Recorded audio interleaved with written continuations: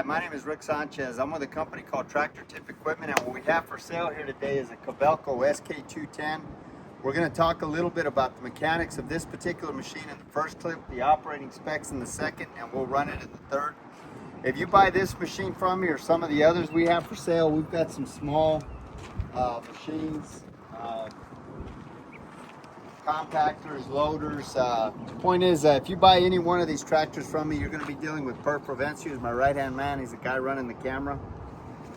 Price on a new machine like this these days is probably bumping, I don't know, around $275,000 these days. As far as manufacturers go, Kobelco's pretty ubiquitous out there. You see them all over the place, especially here around the Dallas-Fort Worth Metroplex. The weight on this machine is 47,800 pounds.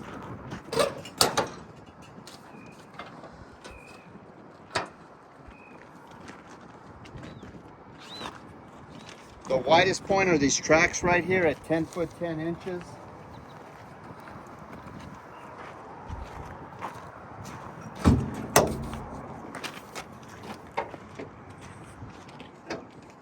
We'll get up there and show you a picture of the video of the engine. Oh shit! I can't open it. That's the battery box. We'll get it open later for you. Unless, Perf, you want to jump up there and see if you can pop it open real quick. Yeah, you just got to tug on it. Oh, I was at a wrong angle. Yeah, that's all. So this one's got a little disconnect switch, as you can see there. We can close it. That's fine. I'll give the camera back. Like I say, the widest point is 10 foot 10 inches, which is these tracks right here. Tallest point is, highest point is the top of that cab when this machine's a transport profile, which is 10 feet. The transportation length from the end of that counterweight right there all the way to the knuckle on this when it's from transport profile is 31 feet. As far as the history of this unit goes, this machine, like almost every machine we purchase, is an original owner Dallas, Texas machine. I say that because this is essentially a rust-free machine. Oh, I forgot to say the serial number. The serial number on this machine is Y008-U207. I'll leave that last digit blank.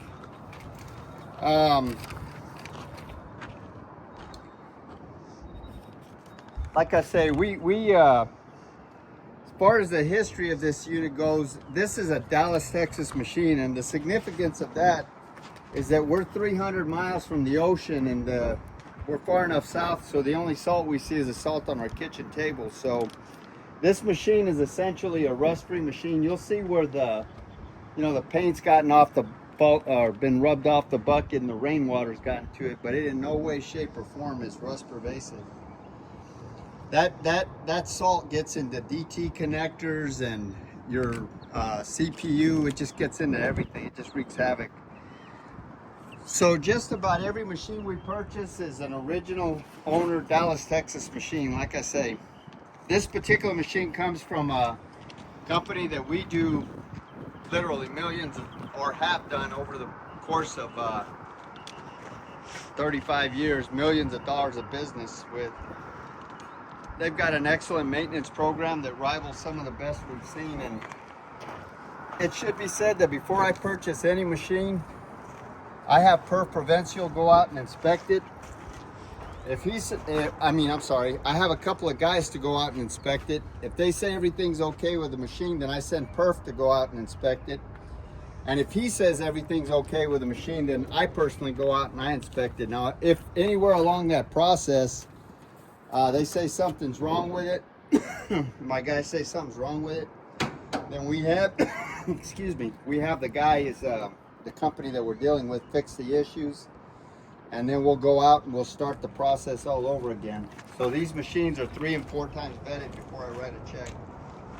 As far as options go, you see this thing's got a coupler on it, a thumb.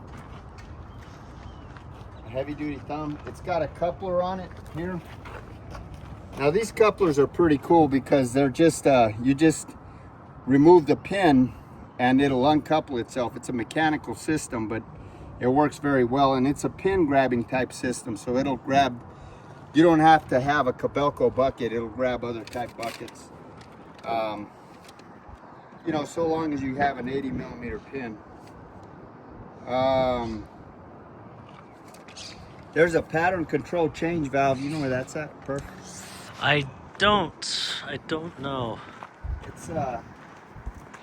It's somewhere on this machine. It's probably over here on this side.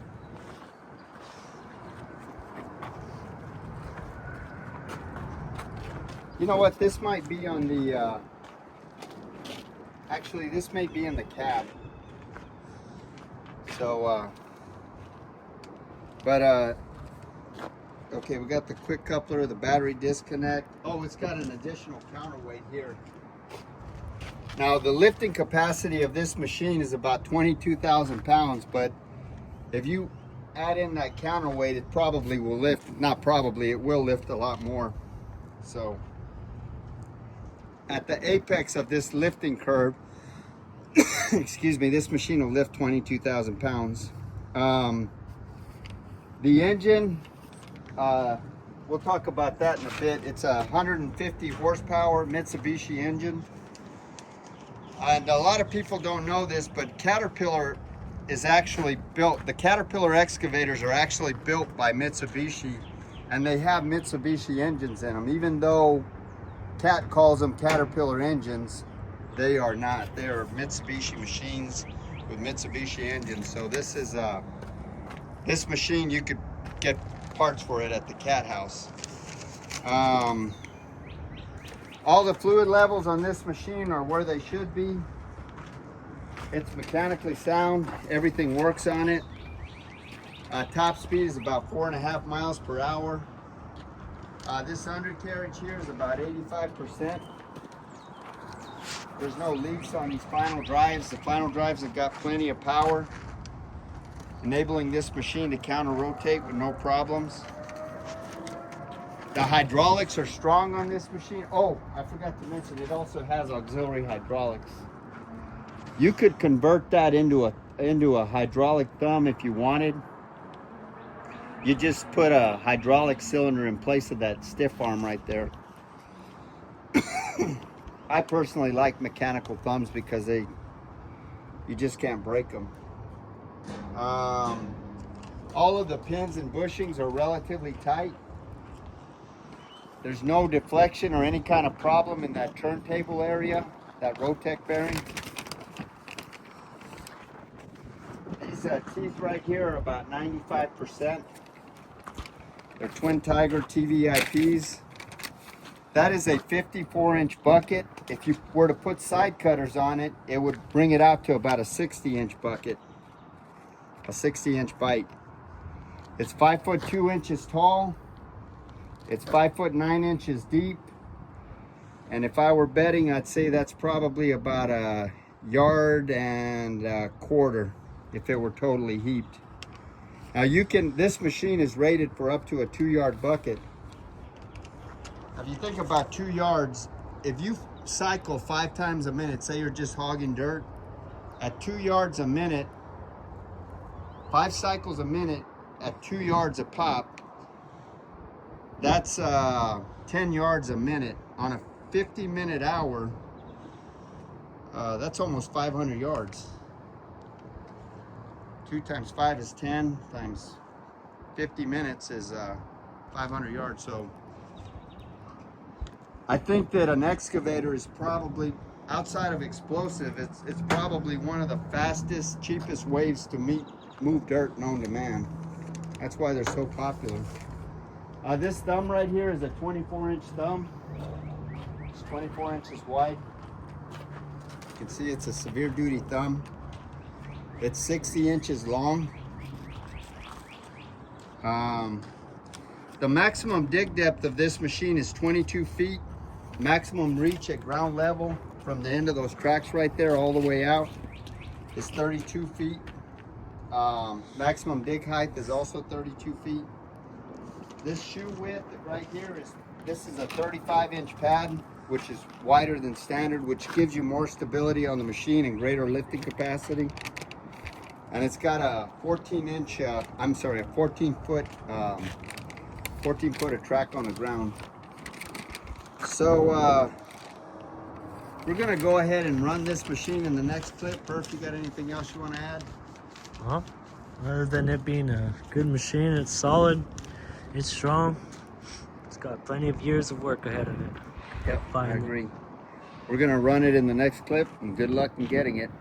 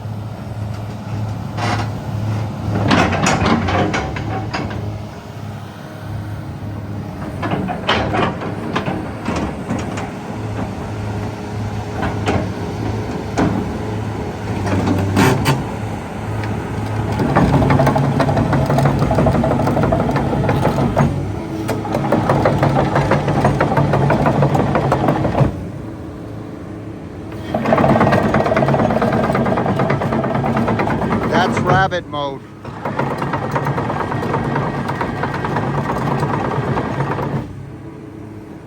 It's more flow and less pressure to the tracks, and then the other one, the slow mode, is more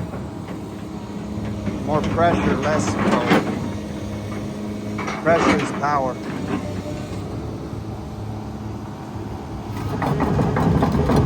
Flow is speed.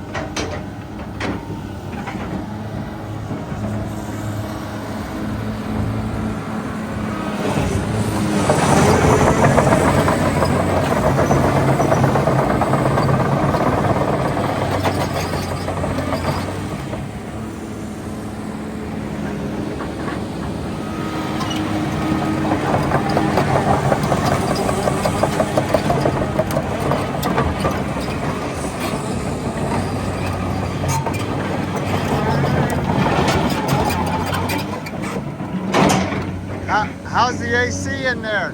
Yeah, it's nice and cool, nice and cool. Good AC, okay. Nice.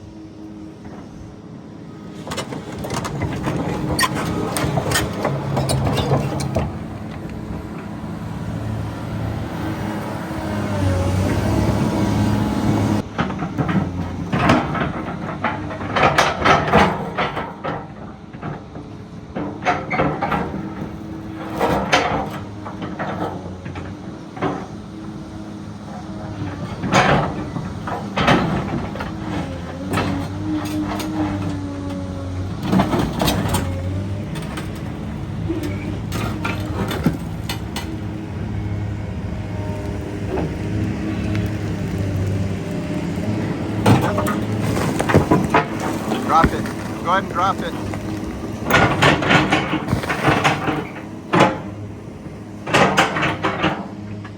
We'll clean that up here in a little bit. Good running machine.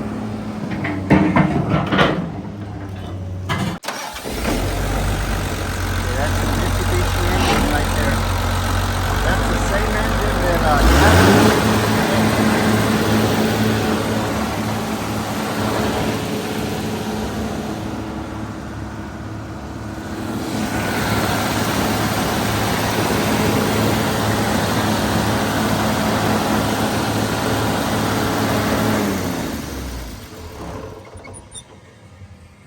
That's the same engine. Caterpillar uses Mitsubishi engines, even though they private label them Cat. Just a little fun FYI.